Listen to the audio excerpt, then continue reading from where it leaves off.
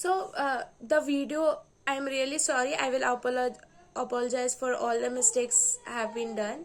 Actually, there was some error in the video shooting, so the camera also was not set up properly. So like, I don't know what happened. Suddenly the video shooting stopped, and I told the complete lecture.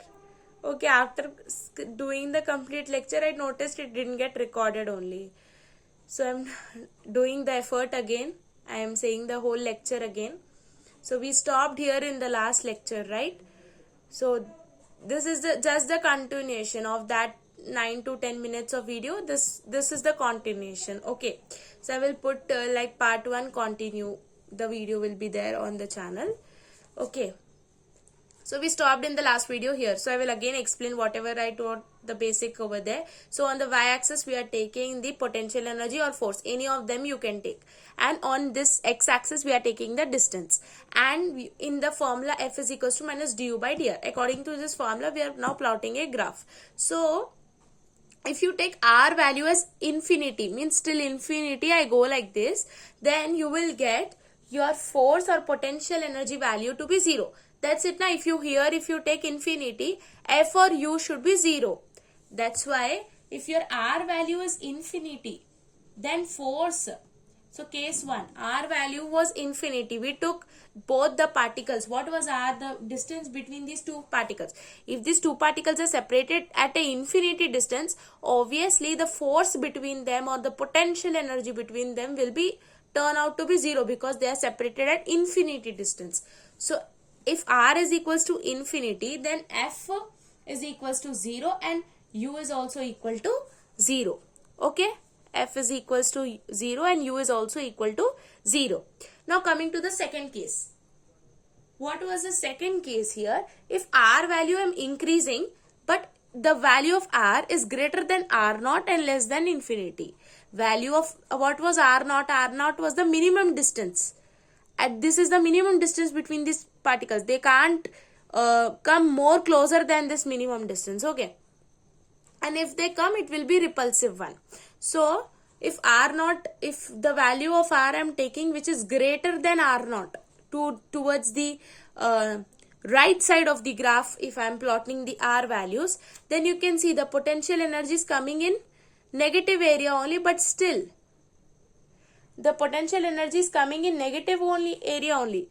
That's why we can see that it is decreasing, no? Because see, if you take potential energy at infinity distance, your value is 0. Means somewhere on the line of x-axis like this, 0 you will get. And as soon as you are moving the value of R greater than R naught, means you are coming from the graph like this. You're coming the distance like this. On the left side you're walking. Suppose your value was minus infinity, not minus infinity, your value was infinity. So now you are bringing it to 100 distance. 100 distance means still here you are bringing, no. So the potential energy value is, see, decreasing. It is decreasing. So this graph, if you continue take it towards the right side, it will go and touch the infinity.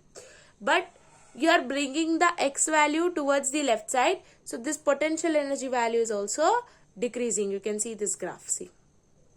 So if you are taking R value greater than R naught, if you are taking R value greater than R naught, then your U potential energy value decreases. But as potential energy value is decreasing, your force becomes attractive. Force becomes attractive. See, in gravitational also I told you, whenever potential energy is negative, your force is attractive. Remember, gravitational force was always attractive. It was never repulsive. Why? Because always potential energy value was in negative area. Now when I take R is equals to R naught, at this minimum distance I take, then your potential energy value comes to be minimum. This is the minimum potential energy value and this is the minimum R naught distance. But here the force value turns to be 0. At R naught, potential energy is minimum. The force value is 0. The force value is 0, which means a stable equilibrium. Stable equilibrium. I hope you know how to find stable condition and unstable. Double differentiation of this one. If you do double differentiation of this one, Then if you get a negative answer, it comes to be stable equilibrium, like that will be there. No, that is taught in units and measurement, those chapters only. Okay, so F is equals to 0, you will get stable equilibrium where where your distance is equals to r naught and your potential energy is minimum. Okay, now if I take third case, this was the third case. Now fourth case. The fourth case. Now you will be thinking, why is it so necessary? Never we heard such things in solids chapter, because this will no one will tell. If paper will come difficult, if paper comes like logic paper, when you will see stable equilibrium, they are separated by this distance, potential energy value was seen minimum, so this condition is of stable equilibrium, unstable equilibrium, we can't say, like that questions will be asked. That time student doesn't know on what concept we should answer this. So this is the concept, and this should be actually taught in chemistry, probably may have been done. So this is a topic of chemical bonding, but it is also important in this area, so I am discussing it. So coming to the fourth case. The fourth case is R value is great lesser than R naught. So it is still more lesser than this minimum distance. Means this were the two particles, R naught was the minimum distance between them. Now what I am doing? I am bringing this two particles still more closer. I am bringing them still more closer. So what will happen if I bring them still more closer? Obviously it will repel, because this was the minimum distance they can be separated. So they will repel. And once they are repelling, means what can you say? Potential force was repulsive. Force is repulsive. If force is repulsive, potential energy turns to be positive. So this is the graph, complete explanation. Main concept is F is equals to minus du by dr. 4 cases can be asked. Nothing to memorize, like gravitation chapter only. If potential energy is negative, r distance, it cannot be infinity. So it should be greater than the minimum distance between them. Then potential energy will be negative, force will be attractive. If I put at r naught only ante stable equilibrium, and potential energy will be coming as minimum. If I bring less than r naught distance, means potential energy will become in positive area and force will turn out to be repulsive. But the graph, in graph you can either take u or you can take f on y axis, any of these values. Okay, I hope I was very clear. So in today's class, I thought of discussing this extra point only, this graph, and also some important terms which we use in this mechanical properties of solids chapter. Okay, some important terms I will be discussing. Then Hooke's law will be coming in the next class, because Hooke's law is like a core of this chapter, heart of this chapter. So I don't want to mess it up with extra information. That clean mind to vera class lo vinandi. Okay, I am trying to speak Telugu also, because some like my friends have asked me that can you please speak Telugu for us. So I will try to wherever I can. Okay, so in this chapter there is a very important term called elasticity. So how can you say a body is elastic or not? If a body is elastic or not means, elastic means once you apply force, suppose on this marker I am applying force. I am applying force like this, from both the direction I am pulling like this. So how much ever force I am applying, it is having its original shape. Means it is able to regain its own shape. So once a body tries to regain its own shape, regain back its own shape, then we can call that body as elastic. Means you applied so much of force to change its shape, but still it is regaining its shape, means it is elastic. On that condition, if I ask you a question, which is more elastic, rubber or steel? Which is more elastic?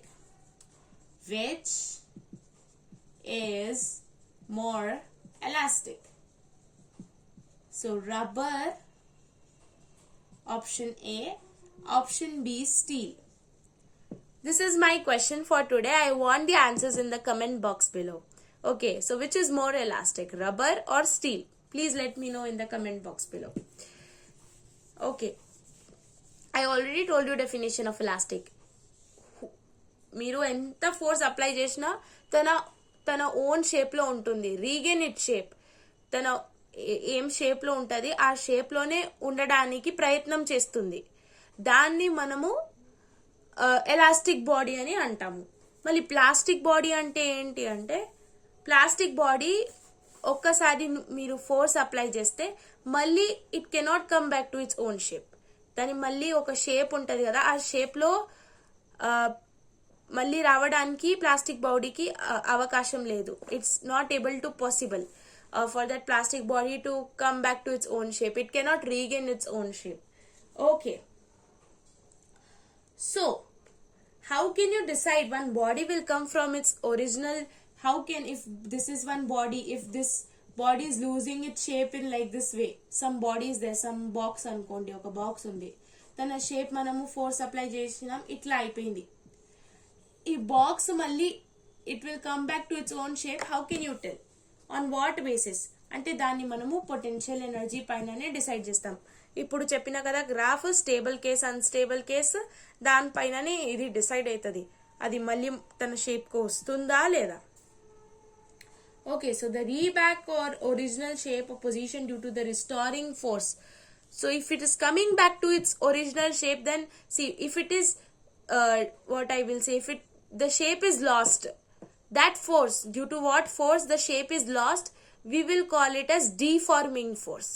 And if the shape is gained back, the shape is coming back, then we will call it as restoring force.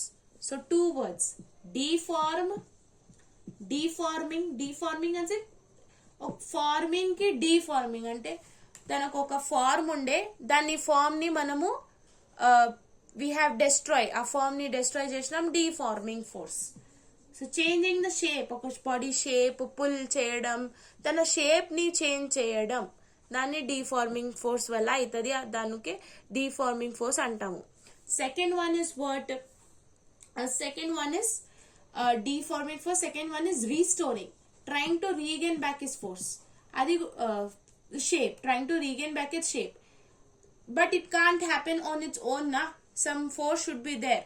That force is called as restoring force. It is called as restoring force. Okay, so I said you today we will only be discussing terms. So now from now I will be only discussing terms, then explanation will be like only the terms I am explaining, so that in the next class I will directly say stress, strain, like that words I will be using.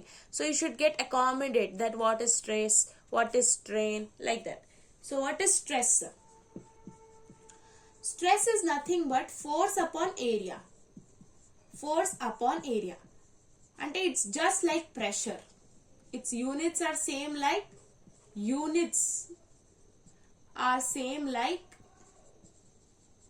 Pressure. Force upon area, ఒక area ఉంది, ఈ area పైన మీరు ఎంత force apply చేస్తున్నారు దాన్ని మనము stress అంటాము. Okay, so for stress I'm using newton and for area I'm using metre square. So newton upon metre square, newton upon metre square will be the units, Newton upon meter square will be the units for Newton upon meter square will be the units for stress. Or I can also say in the terms of Pascal. Homework or in the comments, let me know what is the dimensional formula of stress. In the comments right now in live chat, or else on the comment box after the premiering is over. What is the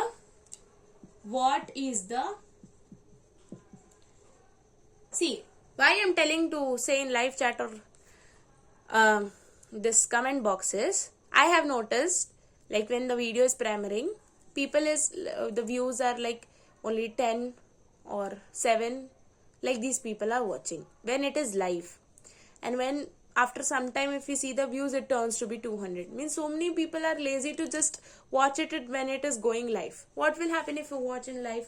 One work is over, no, one task is over, no, however you have to watch it later. Instead of that, you just watch it when it was live. You will feel like someone is talking to you then to then. Instead of a recorded video, you will feel like yes, this is a good content. Okay, so if you like, you should share and support na. So that's why I'm telling to comment, at least that will help. if you're commenting and if you're liking the video, the YouTube algorithm will promote it to other as well. So the homework, or let me know in the comment box, what is the units for stress, dimensions, in terms of dimensions. So m to the power x, l to the power y, and t to the power z. Let me know this for stress, the answer for stress. Okay, next coming to strain. So two main important words, stress and strain. So second one is strain. Strain means change in dimension upon original dimension. So with dimension and dimension will get cancelled. It is a unitless and dimensionless quantity. So there is no units and dimension for this strain quantity. But what does it mean? Change in dimension upon original dimension means, suppose for this body I am pulling like this with the force. So it will change its shape like this. Suppose this much is increased. So how much change that in the, what I can say, the change in terms of length. So instead of dimension I will write here length, because this box ka dimension has been changed in terms of length. So it was this much, now it increased to this much. So how much extra change came? This much and this much. So this was the change in length. Okay, so how much change came, that will be the numerator. And what was the original dimension? So here we are seeing in terms of length, so you should write original length. Okay, similarly this ball you take and you apply force like this from all directions, like this force you are applying. So what will happen? This ball will compress and decrease the size like this. So how much is the change in volume? Now I can consider this as volume. So how much is the change in volume? This much is the change. So you should write change in volume divided by what was the original volume. So like that you will have longitudinal strain, that means change in length, or lateral strength, volume strength, strain, volume strain. Then shearing strain. What does shearing strain means? Suppose this was your body. Okay, this was your body. Now it has been displaced like this. One force like this applied. So only the upper part of this body displaced. So only this much part displaced. So this was the original bottom part. From original bottom part, this much angle is displaced. This pi angle is displaced. So like this. The body was like this, now it shifted like this. Body was like this, now it shifted. So these type you call shearing strain.